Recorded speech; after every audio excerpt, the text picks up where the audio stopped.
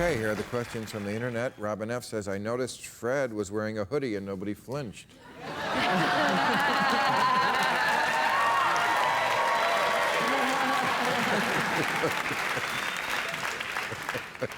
All right, Robert Bales, the soldier who killed 17 Afghan civilians, should he be tried in Afghanistan?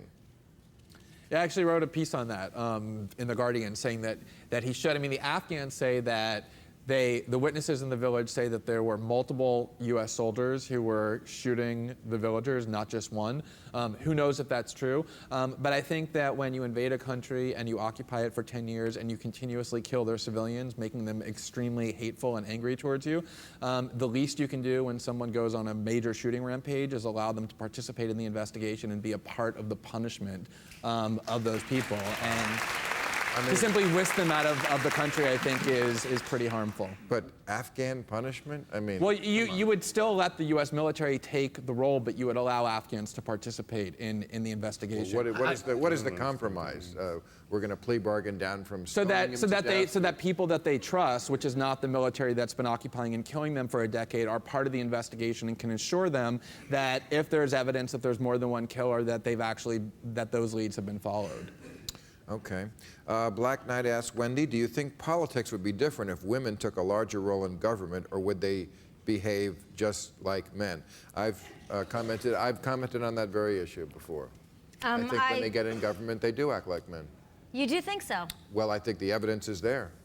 I mean, could you tell? I think they're just as smart, just as strategic, and just as successful if they pass policies that their constituents like, and they can be just as tough as men. Tougher. I think the dynamic, when women get together in a room, women's natural inclination is to find a solution, problem solving, flexible, compromise. You don't have to be the big kahuna in the room. You can actually cede some ground, and I think when women get in a room, the dynamic is different and it's more productive, and I think it would be better. Hillary's... I do. That may be true, but because they have to fight that image of women being softer, they're very often bigger. Hillary's a pretty big hawk. Golda Meir was no slouch, Indira Gandhi. I don't think women have to be anti-military, anti-defense. They just, in a room, they tend to be Margaret Thatcher. I'm just saying. Thatcher was amazing to me because she never allowed another woman in her own cabinet. By the way. Really? Ever, in 11 years. Wow. She's also a woman in the 50s who got educated in chemistry and law and had a family and ran as a single woman and never once in her entire life played the sex card. Never. Right. Never played it. She went without hair and no makeup, and she was dressed. Oh no, I don't mean that. No, I don't mean ridiculous. that. No, she looked good. Oh no, that's not what I meant. She absolutely used her femininity, her beauty, her wit, her humor to run rings around these stupid men around her. But she never said, I'm a woman, I'm being attacked unfairly because I'm a woman. She never played that card. She never played the card that Hillary played at some points. She never played the, oh, you can't do this to me. She played, I'm as hard as nails as everyone. I'm a feminist who doesn't believe there's a difference between men and women in the public sphere, and we abide by the same rules, and God help you if you fight with me. You know, I don't buy that about Hillary. Just 15 seconds on Hillary Clinton. That woman was maligned and abused since the minute she stepped into public life with her husband, and in 2008, she took more abuse. I mean, Sarah Palin might be a close second. More abuse than any human being in politics should have taken. Play the world's tiniest violin. She was tough as nails, and she's running around the world, you know, securing peace Unlike right now, so. Hillary Clinton, Margaret Thatcher made her own political career, didn't latch onto her husband. That's called real feminism. I don't have time to answer that question, I'm sorry, but in third... It's outrageous. It's not outrageous. If she was incompetent or not stupid or not capable, she wouldn't have been elected senator from New York. New York was so why did she subordinate herself to her husband's career? Yeah, that's... In politics. Okay, because everybody makes choices, and she made that choice, and now she's doing She made a choice to put a man ahead of her. That's not a feminist. Well, thank you, Mr. Man, for telling me, the woman, what a feminist is. I appreciate that clarification. That was playing the sex card right there. It was. The same identity card. But I just can't have an because you opinion. don't explain, you don't complain about something doesn't mean it's not real, right? So just because someone doesn't complain that there's sexism operating in their life or racism or homophobia operating in their life does not mean that it's not real. No, it just means... that is a crucial difference you have to make. Even if Margaret Thatcher never complained about it, did not mean that it did not exist in her life. Could both But it makes her triumph over it. more, it makes her triumph over it, I think, greater than if you rested on those kind of arguments to give yourself some sympathy. You don't have to rest on those arguments, but I don't believe you have to walk away from calling a spade a spade. Whoa! And that's something you could say and I couldn't. No, I'm not going there. All right.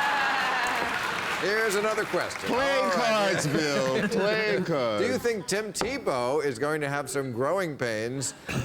Well, he's never been laid. He must have blue balls, I'll tell you that. Well, he hasn't. He says he's a virgin waiting. You know, this is how sick religion is. I mean, this guy could get so much pussy. Hell yeah. He's at the top of his game. The top of his game. He's young. He must be so backed up. We're talking about severe sperm backup. Oh, my God. Anyway. Why do you assume he needs pussy? I don't know. He's right. He's right. No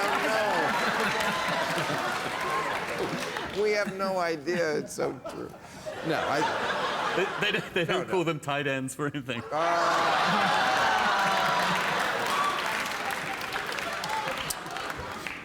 Do you think, anyway, he's coming to the New York Jets. By the way, I talked to him at the Oscar party. He's a very sweet guy, Oh, very sure. nice guy. You know, I mean, I obviously have problems with his religiosity on the field, and I've tweeted about it and made fun of him, but I don't dislike the guy. I think he's a... Don't you think his being nice might have something to do with his faith? Oh, can we No, I don't. Really? talk about Tim Tebow and the Really? Jets? Nice. Because, I mean, really, Religion? how the No, Jets- I think when we have... You need religion to be nice? No, that's not what I said. Well, it's sorta. No, it isn't. It's saying that the real Christian is not someone going around telling other people how to live their lives, but living their own life in a way that shows the virtues and beauty of what Christianity is about. And that seems to be what he's doing. And that's the right way to go about it. Well, anyway, he's on my team now, the New York Jets, so I'm rooting for him, and I think he is a good player. Anyway, the question is, do you think Tebow's going to have some growing pains or some serious temptations going into the world's largest religious social melting pot? Well, he's playing in New York. He's playing, I love it, he's playing in Joe Namath's old position, in Joe Namath's old town. Joe Namath, who got more pussy than God. I mean, How do you know God wants pussy? I'm sorry. really, is everyone gay? Now even God is gay. Come on. No, but not everyone's straight. That's true. That's my only point. I'm being How such a much dick, time I'm do these sorry. people really spend in New York? I don't know how that works. I mean, Who, the football player? yeah. Well, I mean, if that's your team, you kind of have to move there. That's where you practice, where you have the preseason, half your home games. I mean, I assume he'll have to get a place in New Jersey. I guess so, yeah. I don't know how it all works. You should get him on SNL. Oh, I'm sure that's going to happen. I mean, I don't know for sure, but not I'm after saying... that sketch you did. Yeah, that's right, yeah. Remember you did that sketch? Oh, I remember clearly. Yeah. Jason Sudeikis, yeah. Oh, it was funny as fuck. Yeah, I loved it. I loved it. I loved it. All right, we're way over time. We got to go. Yeah. Thank you, everybody. Appreciate you coming.